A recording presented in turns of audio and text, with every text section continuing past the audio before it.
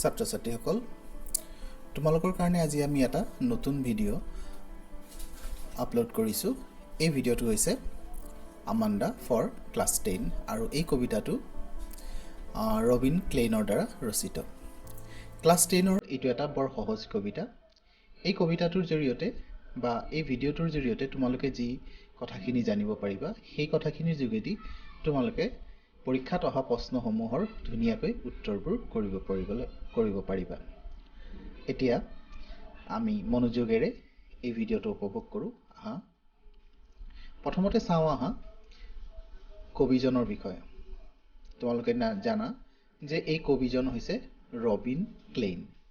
এতিয়া she is an Australian author of books for children. সাধাৰণতে Robin Klein বেছিকৈ বিখ্যাত কবিতকৈ সাহিত্যিক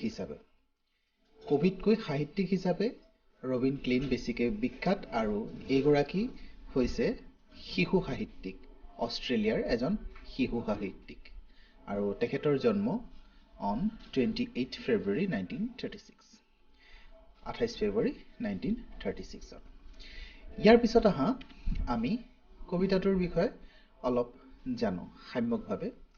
মূলতে কথাটো হয় যে এটা কবিতাৰ জৰিয়তে দুটা বেলেগ বেলেগ বা ভিন্ন ভিন্ন ধৰণৰ দুটা ফিলিংছ ইয়াত দিয়া হৈছে। এই কবিতাটোৰ জৰিয়তে এজনী ছোৱালীৰ, যিজনী ছোৱালী প্ৰায় 11 বা 13 বছৰ, এই ৰেঞ্জৰ এগৰাকী ছোৱালী যাৰ নাম আমাণ্ডা, যাৰ বয়স আমি সম্পূৰ্ণৰূপে বা একজেক্টলি কবিতাটোৰ পৰা আমি লাভ কৰিব নোৱাৰোঁ, কিন্তু কবিতাটোৰ পঢ়ি যি আমাৰ ধাৰণা হয় সেই ধাৰণা মতে যদি ক'বলৈ যাওঁ তেতিয়াহ'লে আমাণ্ডাৰ বয়স প্ৰায় 11ৰ পৰা 13 বছৰৰ ভিতৰত হ'ব। আচ্ছা, এই ছোৱালীজনীয়ে কি হয় বিভিন্ন ধৰণৰ কাৰ্যকলাপ কৰে। এতিয়া যিসকলে কি হয় সৰু ল'ৰা ছোৱালীয়ে বিভিন্ন ধৰণৰ কাৰ্যকলাপ কৰে, যিখিনি কাৰ্যকলাপ আচলতে আমাৰ মেনাৰ্ছৰ কাৰণে বা আমি যিটো ভাল ব্যৱহাৰ কৰোঁ বা ভাল ব্যৱহাৰৰ অন্তৰ্ভুক্ত নোহোৱা হ'লে আমাৰ পেৰেণ্টছে, আমাৰ মা দেউতা বা আমাৰ জ্যেষ্ঠ যিসকল ঘৰৰ সেইসকলে আমাক বাধা দিয়ে। ধৰা কি হয় আমি যদি ফুৰিবলৈ যাওঁ কিন্তু খুব ৰ'দ পৰি আছে, গতিকে আমাক কি ক'ব, ৰ'দত ফুৰিবলৈ নাযাবা। খেলিবলৈ মন গৈছে কিন্তু বৰষুণ দি থকাৰ কাৰণে বৰষুণত খেলিবলৈ বাধা দিয়া হয়। চ' এজ এ চাইল্ড যেতিয়া আমি এই কথাবোৰ অনুভৱ কৰিব নোৱাৰোঁ যে আমাক কিয় বাধা দিয়া হৈছে। চ' এই ছোৱালীজনী আমাণ্ডাৰ ক্ষেত্ৰতো সেই একেধৰণৰ ঘটনাই দেখা যায় যে তাই কি হয়, তাই যিবোৰ কাৰ্যখিনি কৰে, দৈনন্দিন যিখিনি এক্টিভিটিজ কৰে বা তাইৰ যিখিনি বিহেভিয়াৰ্ছ আছে, মেনাৰ্ছ আছে, এই মেনাৰ্ছ আৰু বিহেভিয়াৰক সংশোধন কৰিবৰ বাবে আমাণ্ডাৰ মাকে বাধা আৰোপ কৰে আৰু এই বাধাখিনি বাৰে বাৰে পাই থকাৰ ফলত আমাণ্ডাৰ মনত হতাশাৰ জন্ম লয় আৰু আমাণ্ডাই প্ৰথম অৱস্থাত অন্য এটা পৃথিৱীত থকাৰ দৰে ভাবি লয়, মানে কল্পনা কৰি লয়। মাকে আমাণ্ডাক গালি পাৰি থাকে বা কিছুমান কথা কৈ থাকে, কিন্তু আমাণ্ডাই নিজাকৈ এখন পৃথিৱী বনাই লয়, এখন কাল্পনিক পৃথিৱী, আৰু সেই কাল্পনিক পৃথিৱী বেলেগ বেলেগ ধৰণৰ আমি পাওঁ কবিতাটোৰ জৰিয়তে। চ' তাৰ পৰা কি বুজা যায় যে আমাণ্ডা কবিতাটোৰ জৰিয়তে দুটা ফিলিংছ আছে। এটা হৈছে মাকৰ ফিলিং, যাৰ যোগেদি ছাত্ৰ ছাত্ৰী বা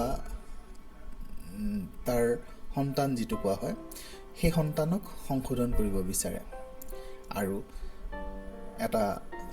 এজনী ছোৱালীৰ যিটো ফিলিং আছে সেই ফিলিংটো হৈছে তাইক স্বাধীনতা লাগে। চ' স্বাধীনতা বিচাৰি এটা ফিলিং, আৰু এটা ফিলিং হৈছে সংশোধন কৰাৰ ফিলিং। চ' তেনেকুৱা ধৰণৰ দুটা ফিলিং পোৱা যায়। এতিয়া কি হয়, কবিতাটোৰ বিষয়ে যেতিয়া পঢ়িবা তেতিয়া তোমালোকে দেখা পাবা যে প্ৰথম পেৰাগ্ৰাফটো আছে ধুনীয়াকৈ লিখা আছে, তাৰ পিছৰ পেৰাগ্ৰাফটো কিন্তু ইনভাৰ্টেড কমাৰ ভিতৰত আছে। চ' আকৌ তাৰ পিছৰ থাৰ্ড ষ্টেঞ্জাটো অ'পেন আছে, ফ'ৰ্থ ষ্টেঞ্জাটো আকৌ ব্ৰেকেটত আছে।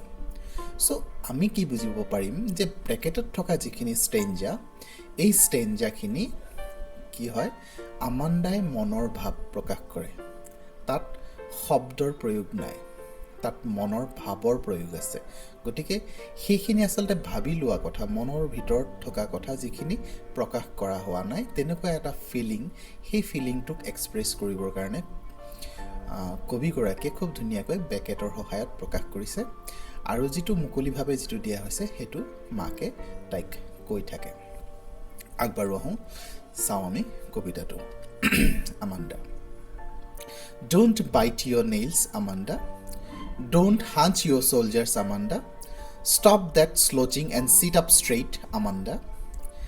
আৰম্ভণিতে এনেকৈ কোৱা হয় আৰু আৰম্ভণিৰ যিখিনি লাইন আছে সেই লাইনখিনি মাকে কোৱা আমাণ্ডাৰ মাকে আমাণ্ডাক কয় যিখিনি বিহেভিয়াৰ আমাণ্ডাৰ গ্ৰহণযোগ্য নহয় সেই গ্ৰহণযোগ্য নোহোৱা বিহেভিয়াৰখিনিক সংশোধন কৰিবৰ কাৰণে মাকে এনেকৈ কয় তাৰমানে ইয়াত চোৱা কেইটা আছে তেনেকুৱা যিখিনি বিহেভিয়াৰ গ্ৰহণযোগ্য নহয় সেইটো হৈছে প্ৰথম হৈছে বাইটিং নেইলছ হাঞ্চিং চলজাৰ্ছ আৰু স্লচিং তিনিটা বস্তু চ' don't bite your nails Amanda মাকে কৈছে আমাণ্ডা তুমি তোমাৰ নখ কামুৰি নাথাকিবা তোমালোকে সকলোৱে জানা যে এনেধৰণৰ আচৰণ বেয়া নখ কামোৰাটো এটা বেয়া অভ্যাস যাৰ ফলত আমাৰ বিভিন্ন ধৰণৰ বেমাৰ আজাৰ হ'ব পাৰে তাৰপিছত আহিলে ডোণ্ট হাঞ্চ ইয়ৰ চলজাৰ্ছ তাৰমানে কান্ধ দুটা বৰ ওখকৈ উঠাই ৰাখি কোজা হৈ খোজ কৰাৰ যিটো এটা পজিশ্যন হাঞ্চ চ' তেনেকুৱা ধৰণৰ পজিশ্যনত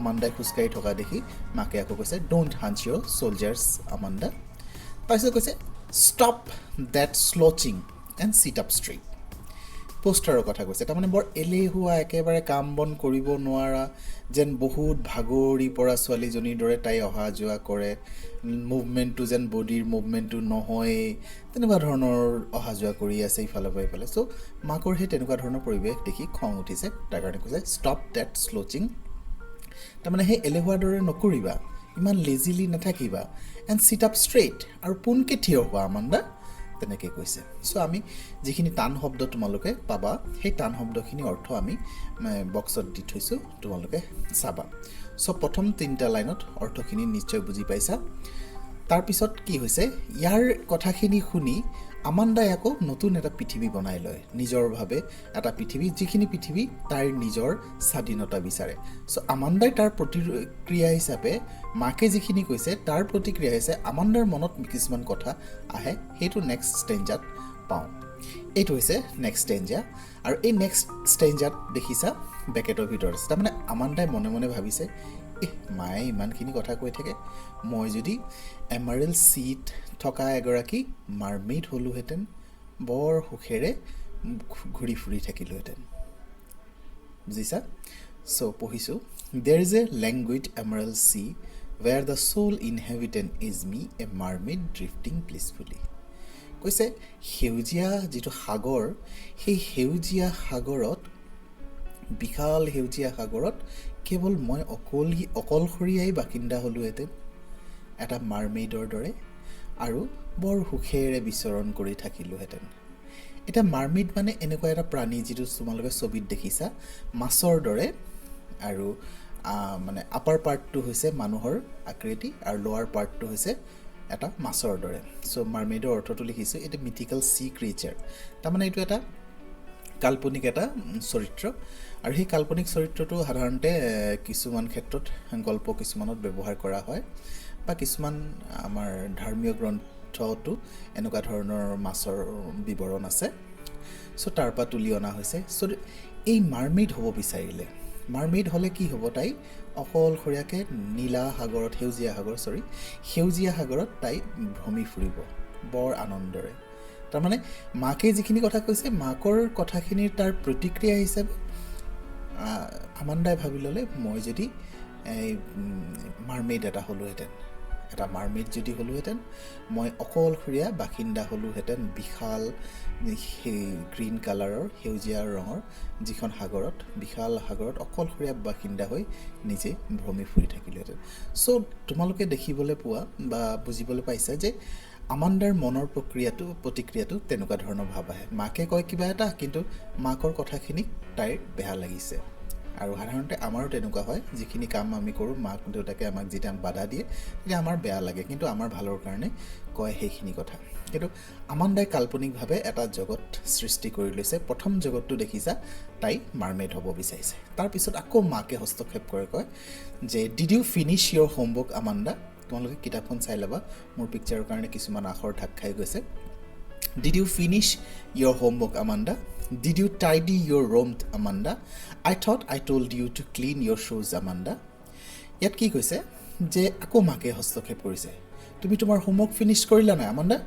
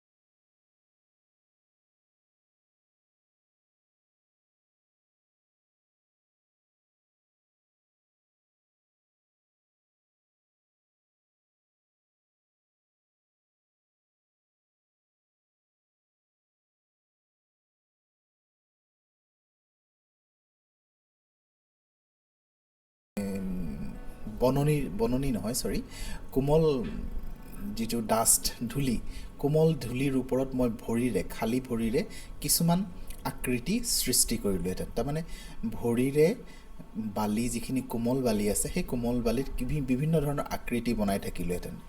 আৰু যেতিয়া তাই ঘাট মৰা হ'লেহেঁতেন, মা দেউতা নথকা ছোৱালী হ'লেহেঁতেন, ৰাস্তাই ৰাস্তাই ঘূৰি ফুৰি বিভিন্ন ধৰণৰ তেনেকুৱা ভৰিৰে চাপ বনাই থাকিলেহেঁতেন, তাইক কোনো ক'বলগীয়া নাই, নিজস্বভাৱে নিজস্ব কাম কৰি থাকিলে, একো নকৰিলে, কোনো ধৰণৰ হস্তক্ষেপ তাই নাথাকিলেহেঁতেন। সেইকাৰণে তাই এতিয়া ফিল কৰিছে দ্য চাইলেঞ্চ ইজ গল্ডেন। তাইৰ কাৰণে গল্ডেনটো হৈছে silence, the freedom is sweet.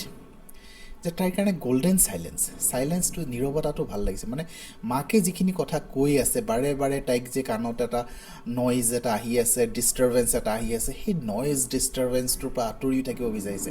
তাই নিঃসংগ হ'ব বিচাৰিছে, তাই অৰফেন হ'ব বিচাৰিছে, তাই স্বাধীনতা বিচাৰিছে। তাইৰ কাৰণে স্বাধীনতাটো মধুৰ। আচলতে আমাৰ যিখিনি এটা টিনেজাৰ বয়সৰ, সেই স্বাধীনতাটো আচলতে আমি গ্ৰহণযোগ্য বুলি মানি নলওঁ। কিন্তু যদি আমি বাচ্ছা এটাৰ পইণ্ট অফ ভিউৰ পৰা চাওঁ, তেতিয়াহ'লে বাচ্ছাটোৰ পইণ্ট অফ ভিউটো মানিবলগীয়াও হয়। কাৰণ তাইৰ নিজস্ব এটা পৃথিৱী আছে, তোমাৰ নিজস্ব এটা পৃথিৱী আছে, মোৰ নিজস্ব এটা পৃথিৱী আছে। গতিকে আমাৰ সকলোৱে আমি স্বাধীনতাটো পাব লাগে। কিন্তু স্বাধীনতাটো পোৱাৰ মানে এইটো নহয় যে আমি কিছুমান যিখিনি আমাৰ কাষ্টম, ৰীতি নীতি, পৰম্পৰা, আচাৰ ব্যৱহাৰৰ বাহিৰত গৈ যাতে কোনো ধৰণৰ কাম নকৰোঁ। চ' ইয়াত সেইকাৰণে কি হৈছে, আমি এই কথাটো বুজি পাব লাগিব যে মাকৰ হস্তক্ষেপটো ইয়াত প্ৰযোজ্য। কিন্তু ইয়াত কবিয়ে যিটো বাচ্চা আমাণ্ডা, সেই আমাণ্ডাৰ যিটো মনৰ ভাৱ, সেই মনৰ ভাৱকো সন্মান প্ৰদৰ্শন কৰিছে। এই কথাষাৰ এনেকৈ ক'লে, the silence is golden, the freedom is sweet. নিশ্চয় বুজিব পাৰিছা। প্ৰশ্ন এটা হয় যে আই এম এন অৰফেন, যে সোধে যে is Amanda an orphan? Amanda orphan নেকি? No, Amanda is not an orphan. লক্ষ্য কৰিবা but she wish to be an orphan তাই অৰফেন হ'ব বিচাৰে because of the continuous nagging মাকে যে নেগিং কৰি আছে বাৰে বাৰে তাইক যে হস্তক্ষেপ কৰি থকা আছে কনষ্টেণ্টলি সেই তাৰ ফলস্বৰূপে তাই অৰফেন হ'ব বিচাৰিছে বাট শ্বি ইজ নট এন অৰফেন হ'ব আমি নেক্সট ষ্টেঞ্জালৈ আগবাঢ়িছোঁ ইয়াত আকৌ কি হৈছে মাকে কৈছে don't eat that chocolate Amanda remember your acne Amanda will you please look at me when I am speaking to you Amanda চাবা তোমালোকৰ নিজৰ কথাৰ লগত বা নিজৰ যিখিনি দৈনন্দিন ঘটনাৰ লগত মিলি যোৱা নিচিনা কিছুমান কথা হয় একদম সাধাৰণ কথাবোৰ লৈ পিনে এই কবিজনে কবিতাটো লিখিছে চাবা যে আমি চকলেট বেছি খাওঁ ছোৱালীসকলে যেতিয়া চকলেট বেছি খাব ধৰে তেতিয়া মা দেউতাই হয়তো বাধা দিয়ে যে নালাগে ইমান চকলেট খাব নালাগে ল'ৰা ছোৱালীক বাধা দিয়ে চকলেট খালে সাধাৰণতে আমাক কি কোৱা হয় পেট বেয়া হ'ব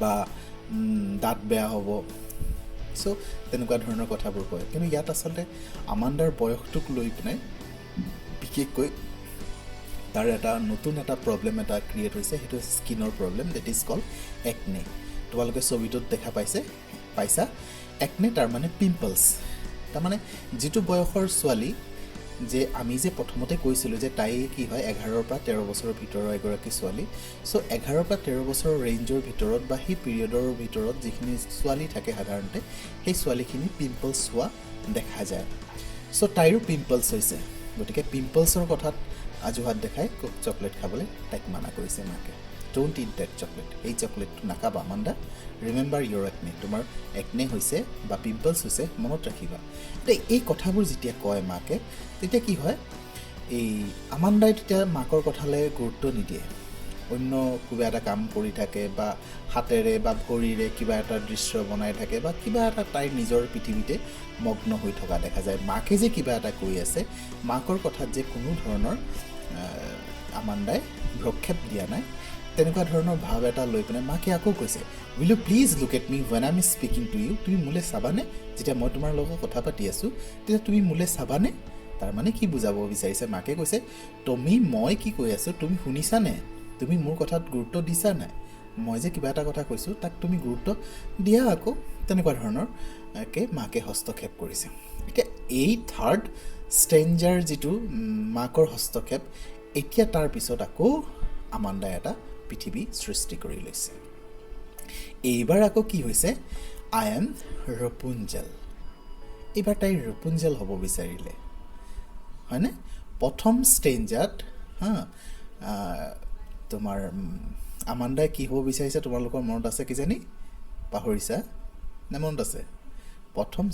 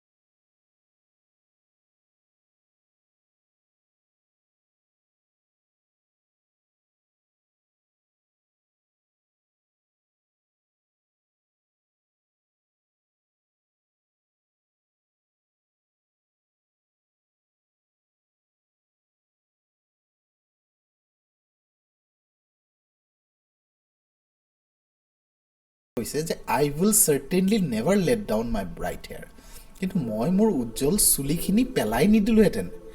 মানে চুলিখিনি পেলাই পিনে ৰাজকুমাৰজনে যে ওপৰলৈ নিছিলে, তাৰমানে তেনেকৈ নি পিনে ৰেপুঞ্জেলে কি কৰিছিলে, নিজৰ নিসংগতাটোক কটাইছিলে বা নিসংগতাটোক দূৰ কৰাইছিলে অন্য এজনক সংগী লৈ পিনে। কিন্তু ৰেপুঞ্জেলে আমাণ্ডাই কিন্তু সেই ভুলটো কেতিয়াও নকৰিলেহেঁতেন।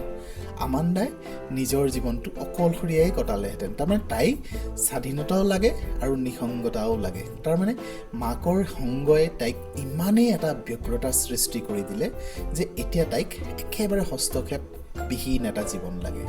চ' তাই এনেকুৱা ধৰণৰ কল্পনা কৰিছে। ইয়াৰ পিছত আহিলে আকৌ মাকে হস্তক্ষেপ কৰিছে যে stop that sucking at once Amanda. তাৰমানে বৰ বেড টেম্পাৰ্ড হৈ থকা নিচিনা লাগে, বৰ নীৰৱ হৈ থকা নিচিনা এটা হেৰি দেখায়, মেনাৰ্ছ দেখায় আমাণ্ডাই। চ' সেইটোকে কৈছে ছাকিং কৰিবলৈ বাদ দিয়া, ইউ আৰ অলৱেজ চ' মুডি, সদায় তুমি ইমান মুডি হৈ থাকা, মানে এক ধাৰীয়া যিটো কোৱা হয়, মানে কিবা এটা ক'লে হয় নহয়, কোনো ধৰণৰ প্ৰতিক্ৰিয়া নাই, যিটো মন গ'ল, যিটো কৰিবলৈ মন গৈছে তাই সেইটোৱে কৰিব, মানে একানপতীয়া আৰু ইমান একানপতীয়া হৈ থাকিব নালাগে, মুডি হ'ব নালাগে, ছাকিং কৰিব নালাগে। এনিৱান would think that I nagged at you, যে যিকোনো মানুহে ভাবিব মই তোমাক লৈ পেলাই হেৰেছ কৰি থাকোঁ, মই তোমাক লৈ হেৰেছ কৰি থাকোঁ, তোমাক অশান্তি দি থাকোঁ বুলি ভাবিব। আচলতে মাকে অশান্তি নহয়, মাকে বিচাৰিছে শান্তি, মাকে বিচাৰিছে ছোৱালীজনীৰ মেনাৰ্ছখিনি সংশোধন হওক। যি কি নহওক, লাহে লাহে কি হৈ আছে, আমাণ্ডাৰ মনৰ ভাৱবোৰ আৰু গভীৰতালৈ হৈ আছে। তাৰমানে তাই যিমান হতাশ হৈ আছে, তাইৰ হতাশাটো ক্ৰমান্বয়ে বাঢ়ি বাঢ়ি গৈ আছে। আমি কবিতাটো পঢ়ি যোৱাত যিটো আমাণ্ডাৰ মনৰ ভাৱবোৰ পঢ়ি গৈ আছোঁ, আমি তেতিয়াই দেখি গ'লোঁ যে লাহে লাহে তাই বাঢ়ি গৈ আছে। কিন্তু ইয়াৰ পিছত কি হ'লগৈ, আমাণ্ডাৰ কোনো ধৰণৰ আমাণ্ডাৰ মনত প্ৰতিক্ৰিয়া এতিয়া নাই। চাবা, এই ষ্টেঞ্জাৰ পিছত আমাণ্ডা একেবাৰে নীৰৱ হৈ গ'ল। ইয়াৰ পিছত যে আমাণ্ডাৰ কোনো প্ৰতিক্ৰিয়া নাই, তাতো এটা অৰ্থ লুকাই আছে। আমি কি বুজি পাব লাগিব, কবিতাৰ ভাষাত আমি বুজি পাব লাগিব যে আমাণ্ডাই এতিয়া কল্পনা কৰাও বাদ দিলে, হতাশ, মানে সম্পূৰ্ণৰূপে বেছিকৈ হতাশ হৈ পৰিলে। আমাণ্ডাই এতিয়া কল্পনাও কৰা নাই কোনো ধৰণৰ, যিটো তাৰ মানসিকভাৱে এটা যে কল্পনা কৰিছিলে, যদি মই এনেকুৱা হ'লোহেঁতেন, এইটো হ'লেহেঁতেন, এনেকুৱা হ'লহেঁতেন। এতিয়া যেতিয়া হস্তক্ষেপটো লাহে লাহে বাঢ়ি গ'ল, আমাণ্ডাই মনত কোনো ধৰণৰ হস্তক্ষেপ কৰাৰ বিৰুদ্ধে বা কোনো প্ৰতিক্ৰিয়াই সৃষ্টি নকৰিলে। এতিয়া তাই নীৰৱেই থাকিলে, কোনো ধৰণৰ প্ৰতিক্ৰিয়া নাই, কোনো ধৰণৰ তাৰ চেষ্টা বা কোনো ধৰণৰ হাত সাৰি যোৱা, পৰিস্থিতিৰ পৰা হাত সাৰি যোৱাৰ কোনো ভাৱ প্ৰকাশ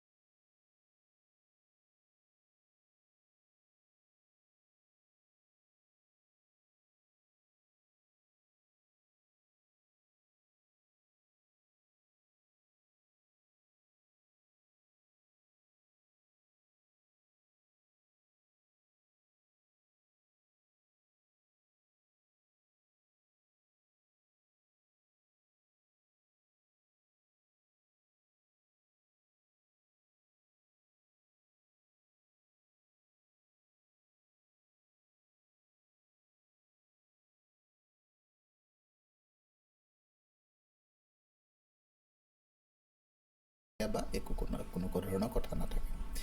যি কি নহওক, তোমালোকৰ বিষয়টো সিমানেই হৈছে। ইয়াৰ পিছত